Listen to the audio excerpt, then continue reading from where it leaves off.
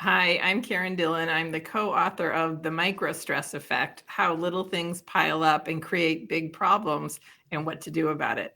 And one of the best pieces of advice I was ever given was before eating really, really spicy food, line your stomach with milk and grease, milk and French fries. You will survive the meal. You will save your dignity if you line your stomach with really greasy, fat foods and milk. And that served me very well in a work outing. Oh, that's awesome. So how do you do that though at a Mexican restaurant, Karen? Did they Well, serve? Did they give you something or what? you can Brings ask her for a own. glass of milk. You can ask for tortillas that are fried. In my particular case, in Boston, there used to be a restaurant called the East Coast Grill, which twice a year had something they called Hell Night, where they put their spiciest, hottest food in. There used to be something called Pasta from Hell that you had to sign a waiver to have. And I was taken there on kind of an alpha male outing with some of my colleagues, and everyone was going to be really macho about how much hot, spicy food they can eat. And my husband gave me the advice before I left. He's from the UK and he's eaten a lot of Indian food. Line your stomach. And I did. I got a glass of milk. Everybody else ordered beer. I had a big glass of milk, which they had, and French fries, which some reason they had that night too. And that served me really well. I was able to eat the meal with dignity and maybe even endure a little bit more than some of my male colleagues. Oh, that's fantastic. I love that. I love that. So, Rob, you've got some good advice for us too? So Rob Cross, co-author of the Microstress Effect as well, and I'm apparently the boring one of the two of us. As I thought about this, my best advice was actually pretty serious, and it was going into a PhD program. And one of the advisors that I had said every day is a writing day. Right? And that meant every day you wake up and you do, whether it's 5 minutes, 30 minutes, an hour, whatever it is, you chip away at what you're trying to get done. And that really sat with me. And I'll tell you, the funny thing for me now at this stage of my life is I hear people that talk about how they're going to retire and go write a novel, getting a cottage beside Walden Pond or something like that for 2 months. And I keep saying that's not how it happens, right? It's all in the small moments that you're persistent on. And it actually has played out into a ton of other dimensions of my life, right? The small moments, and it'll play out in some of the advice that we talk about here as we go. So not quite as good as fiery food, but No, but It's really good advice, though. that's awesome. So, well, I know Seth Godin writes every day. Anthony Anarino writes every day. I try to write. I probably write 4 or 5 days a week. Rob, do you write every day? I do. I do it. And it's a discipline that's translated into a lot of things in my life, whether it's exercise. I'm just starting to play a musical instrument. You laugh at this. I got a mandolin right behind me. And I'm just getting 5-10 minutes in, small moments and persistence. And it's a key lesson from this book. And I hate to translate into that so quickly, but what we find is it's the small moments that matter, that most of us don't manage too well. And your question made me reflect on that and kind of how it's played out in my life. So thank you. Awesome. Good. Yeah. Well, so the Microstress Effect, awesome book. So I love that, right? The little things. So micro stress. So Karen, I'm going to start with you here. How do you define a micro stress? Well, we define it as small moments of stress that are created in everyday interactions with people that you're close to, personally and professionally, that are so small and happen so quickly that you literally barely register that they happen, but whose cumulative effect is enormous. So microstress happens and you almost don't notice it, but it's building up and building up all day, all week, all month. Oh my gosh. Wow. So you almost don't notice it. So Rob, how did you notice this? How did you decide that this was something that you need to write a book about? Yeah, great question. So we actually weren't looking for it. It seems like every good idea, that's come out of research in my life has been not what I initially went in. And several years ago, the consortium members were saying we really want to understand how relationships in people's lives affect their well-being. And there's a lot of books that were starting to come out saying if you, for example, lose quality connections and you fall into categories of loneliness, that's the equivalent mortality rate of smoking 15 cigarettes a day. I mean, there's a ton of bad things that happen without these connections. And so where we were really going, though, I mean, the problem with all that is that most of the advice kind of comes down to you need 2 best friends, right? And that's a really hard thing to just go out and find 2 best friends, right? The studies say it takes 200 hours to move from an acquaintance to a best friend. There's a lot of challenges to that. And so what we were focused on is what are the reasonable ways that relationships could have a positive impact on our well-being. And we were looking at how connections in our life affect our physical health, affect our growth in and out of work, affect our purpose in life and purpose and meaning, and affect resilience, right? And very specifically, not on what the people were doing, but the role of the connections around the people that were creating that or diminishing it. And it just happened in the first interview, majestic interview, wonderful story of a woman that just shifted her life completely in certain ways. It was a product of becoming more physically healthy, becoming a marathon runner, probably saving her life in some ways. And it was a product of the people that she connected into that made the difference. And so it was a wonderful interview. Kind of midway through, we just stopped and said, well, what got you in trouble to begin with? You're a brilliant woman, right? Clearly goal-oriented. And yet you'd fallen into this trap around your own well-being, the physical component at this point. And the reaction was so poignant. We went from an interview that was 100 miles a minute, everything is great, down to 60 seconds of silence, and her just looking, and finally said something like, just life, I guess, or I don't know. And of course, that got really interesting to say, well, what is it that sneaks up on really bright people, right? And really thoughtful people and really motivated people. And we kind of dived into, well, what does a day look like, right? Where all the stresses, the small stresses are coming from. And then what does a week and what does a month look like? And we persisted that across hundreds of interviews. And it really led us to see that certainly the big stresses are happening in people's lives. And there's disassociated stress, like the war in the Ukraine, the economy, social justice. But the thing that's unrecognized that is having a really massive and negative impact on people are the stress that's created in the relationships in our lives and the speed with which those kinds of small moments of stress are coming at us day in and day out, given how hyper-connected we are. So that was the backstory of it. Wow, that's interesting, right? We have it all together on the macro level, and then in the micro level, it gets us. So yeah, and I will say something just off of that for a second. All these people, great organizations, very successful people. That's how we got to them, right? 5 women, 5 men in each of these organizations. And what was fascinating is every one of them, I would say, the first 10 minutes were rainbows and lollipops, right? It's all great, right?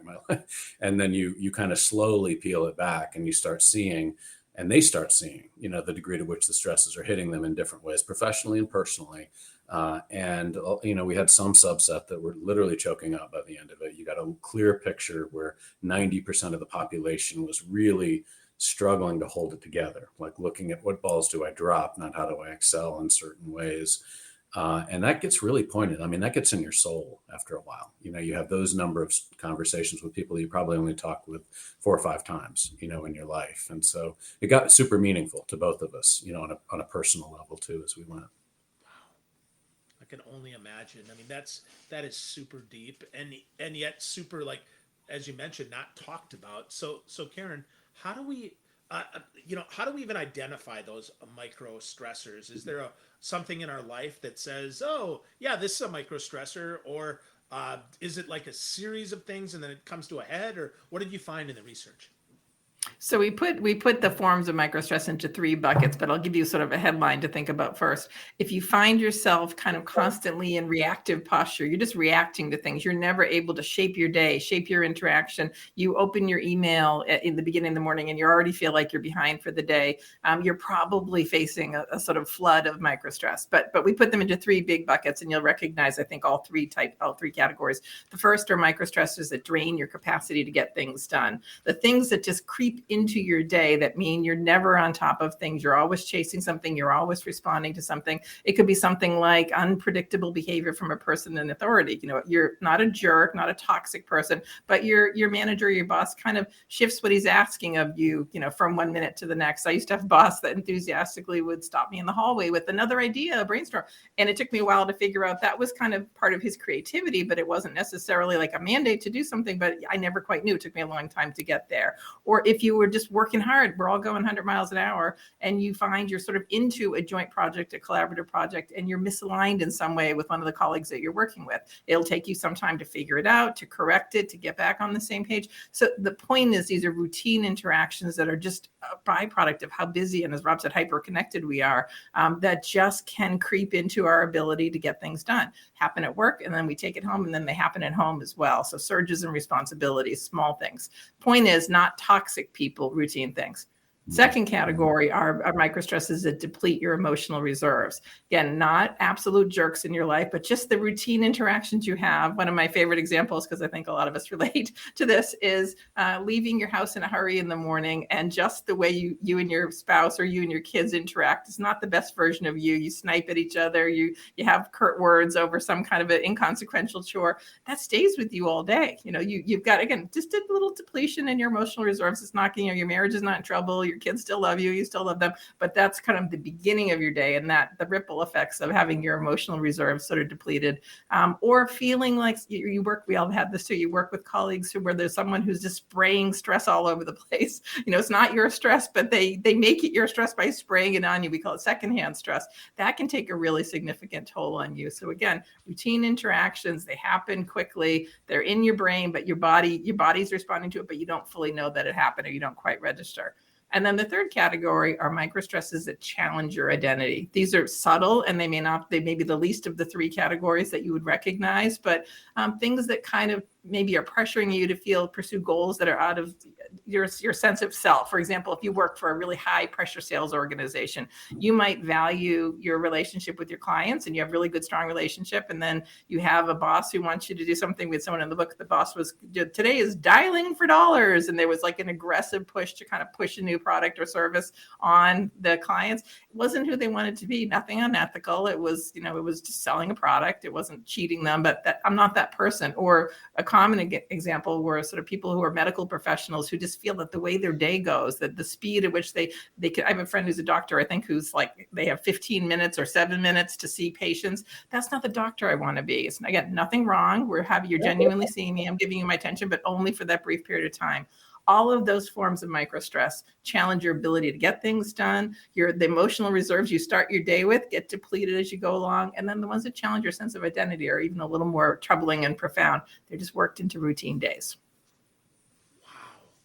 Wow. So depleting our emotional reserves, draining our capacity to get things done, and challenging our identity. I can absolutely see, how those can be so stressful, especially the identity one, because who we are is really hard to change. And when we feel people that are tugging at that, I think that really challenges a lot. So is there one, Rob, that's more important or less important, or are they all equally important? Yeah, I think they're going to play out differently for different people. But I do think as you go down that list from drain capacity to emotion to identity, they get progressively deeper, right, and harder to spot. And what troubled me in a lot of this is many people, probably 95% of our interviews could recount, instances of 3, 5, 8 years of their life where they were investing heavily into some system, right, whether it may be around certain sales results or delivering products on time or consulting projects or whatever it may be, only to wake up one day and go, I'm not, who I wanted to be, and these kind of stark wake up moments of pulling into a garage and sitting there for an hour, or, having your mother die and going to the funeral and nobody else showed up where you thought you had friends. I mean, these are real stories over and over and over again. And a lot of that comes from the more subtle ones around challenges to identity, and so as Karen was describing, there are some that kind of chip away as a product of the pushes that are happening slowly. And it also is a product of how we view ourselves as parents, right? Or as children, right? Or as siblings as well, that comes into play. But there's also shifts in the way in which our network reinforces our identity, right? And so a lot of times we would find people struggle. They would take a job in a different city or accept an immediate promotion.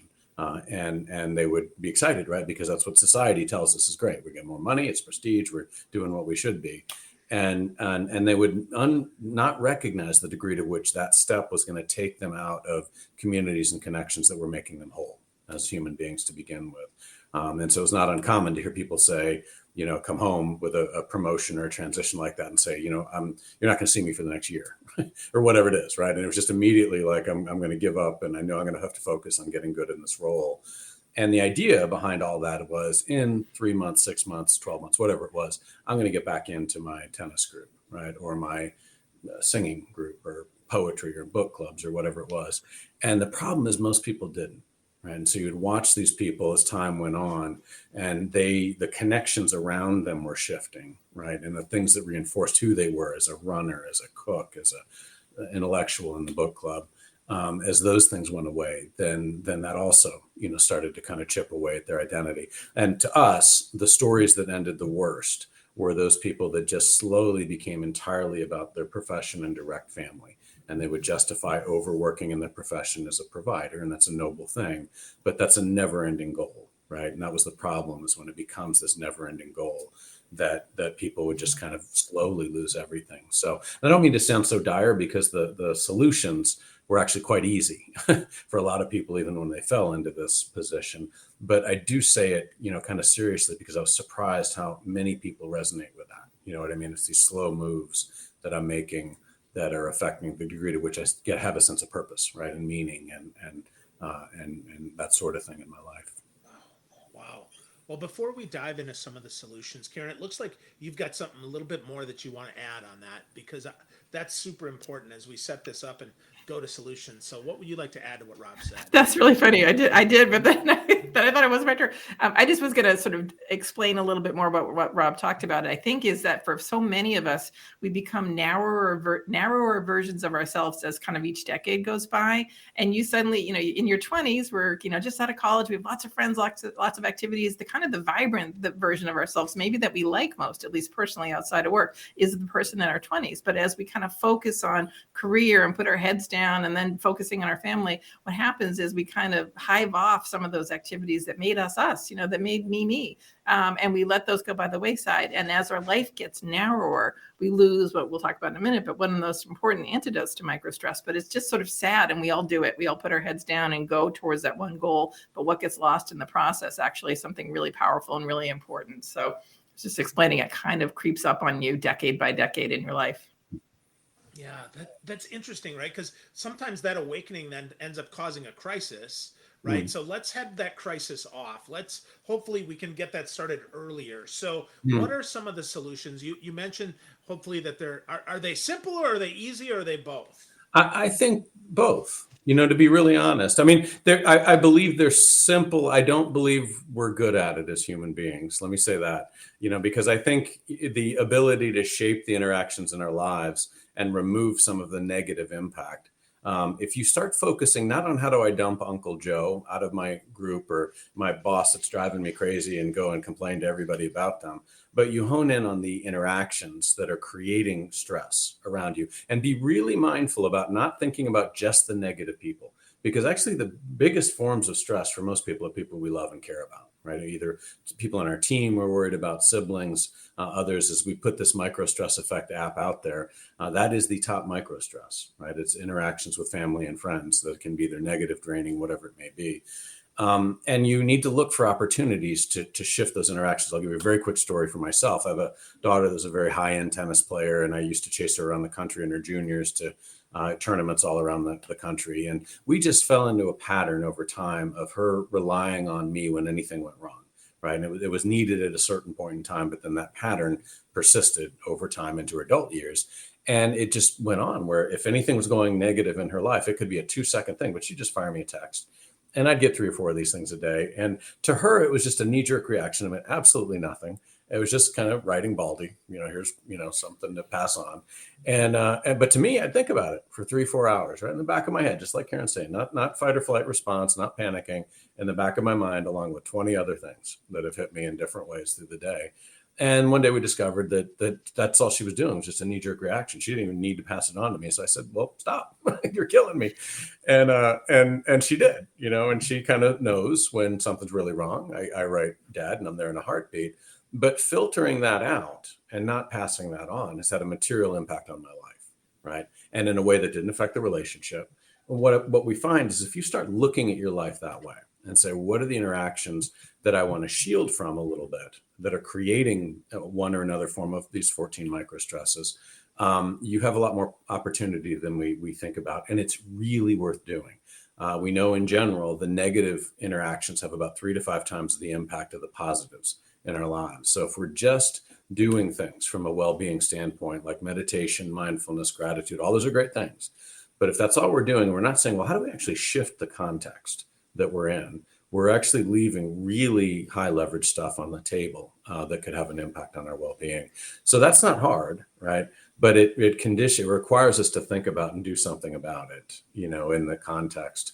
And I'd say the same thing on the positives, but I'll pass that one to Karen. Maybe have Karen talk a little bit about the small moments that create, the positive, more vibrant life as well, because it's the same kind of notion of intentionality that plays out. Sure. So we found in our research, there was a subset that actually handled microstress better than the rest of us. They probably had as much or more than we all do, but they actually just seemed to be able to rise above it and did not let it derail them in the way that the first interview Rob talked about, the woman who'd gotten really off track in her life.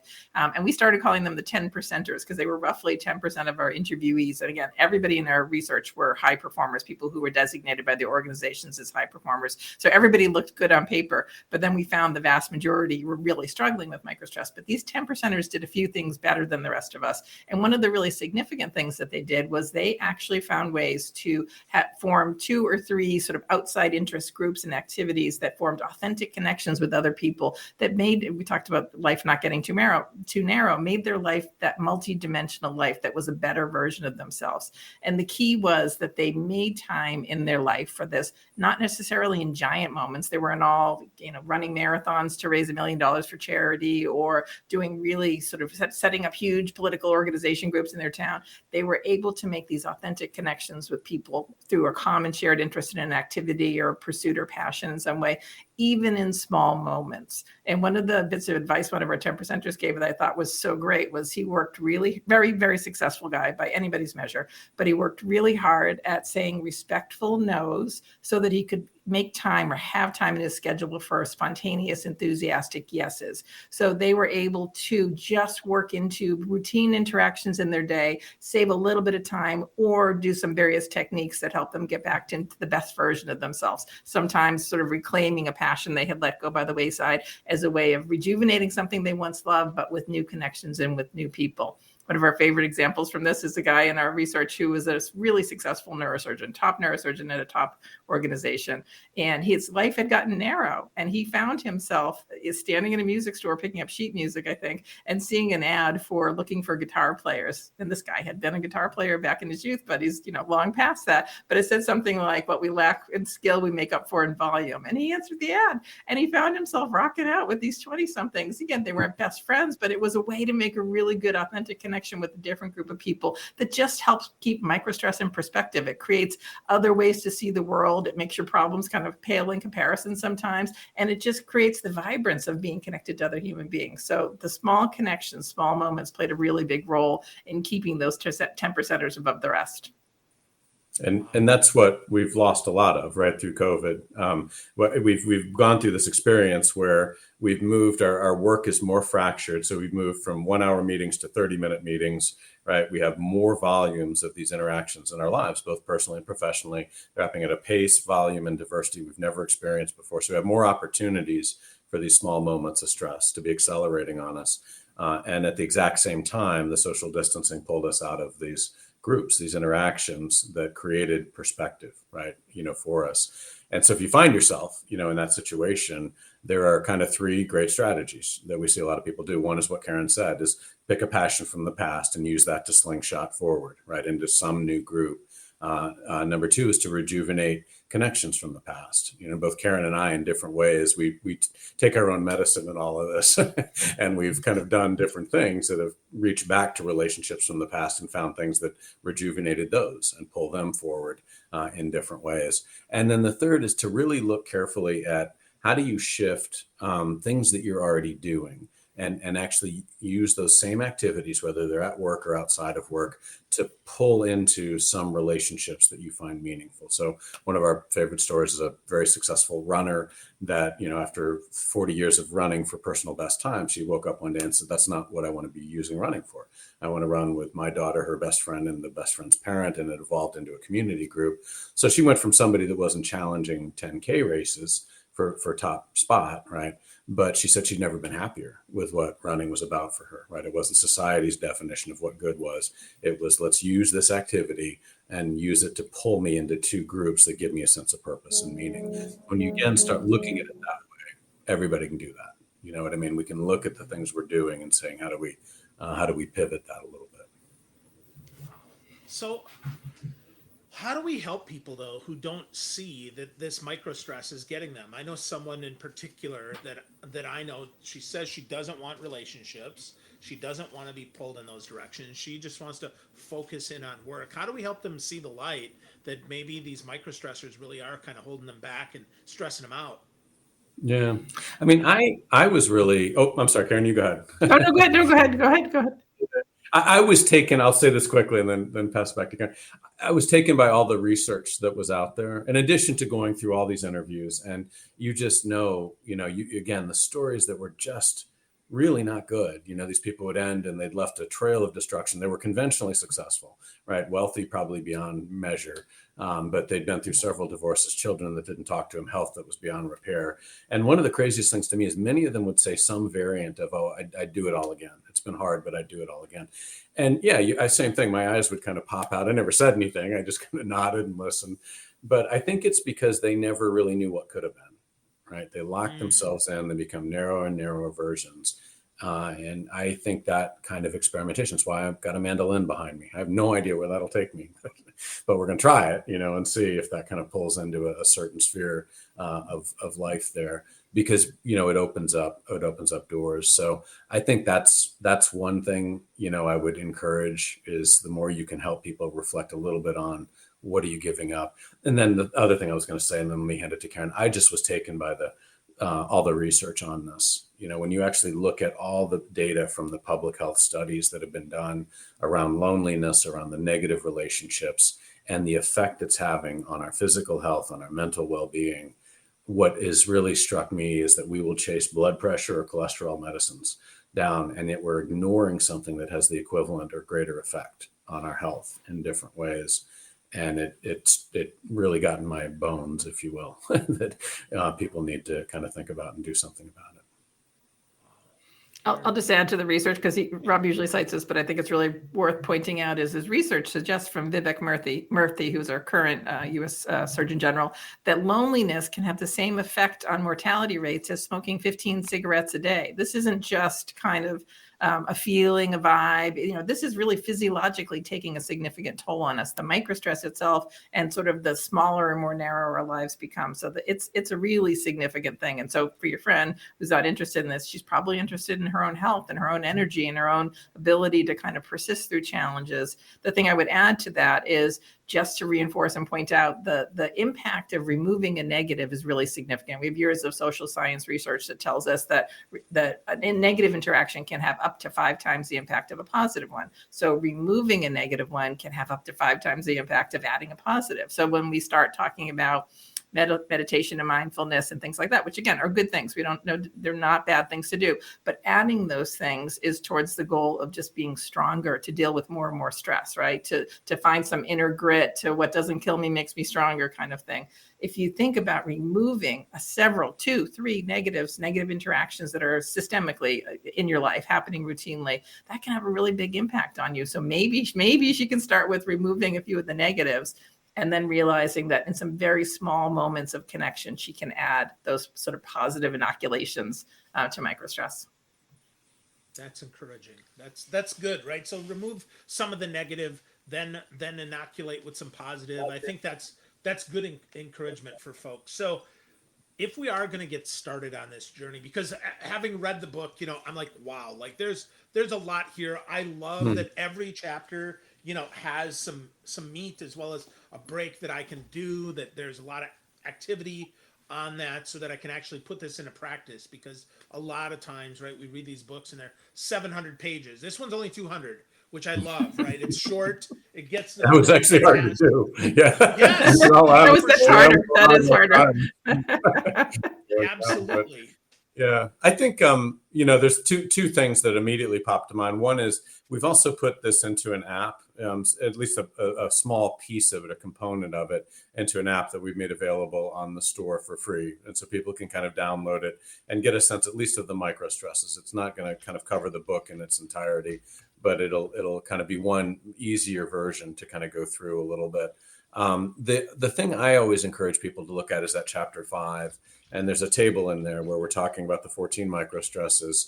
down one column, and then the next columns are talking about what are the sources of these in your life. And so it's, a boss, colleagues, team members, loved ones, it goes across the common sources of stress.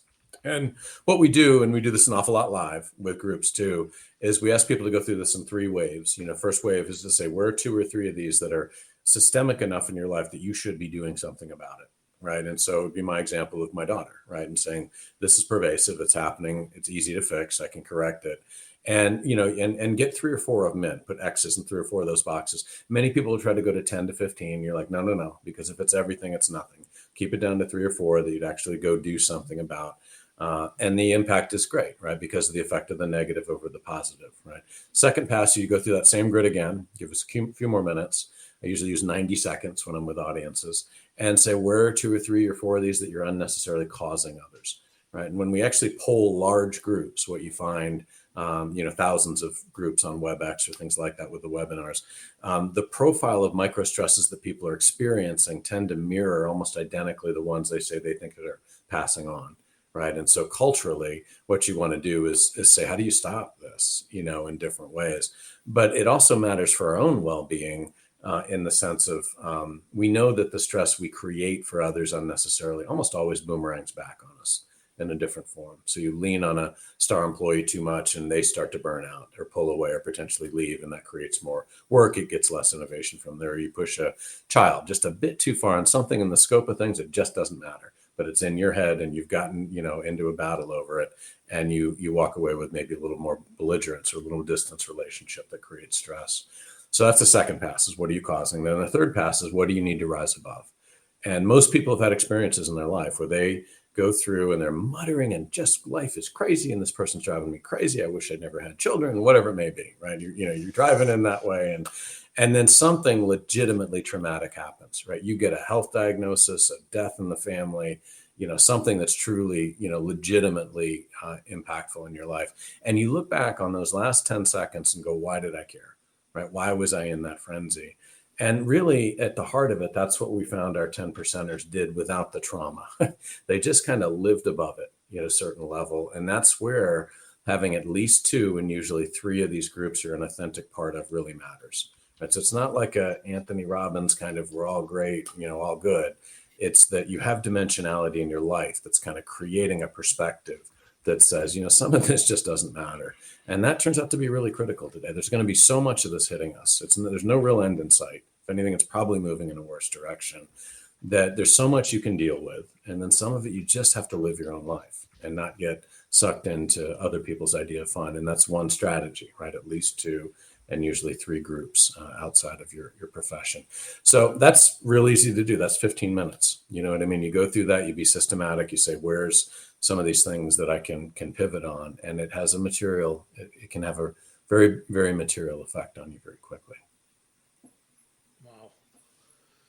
Wow. Good stuff. Well, Kieran, from there, what would be your last piece of advice here? Folks are feeling the stress. They're feeling these micro stresses, and they're like, okay, I got to do something here beyond what Rob said, or maybe even reinforce something that he said. What would you suggest?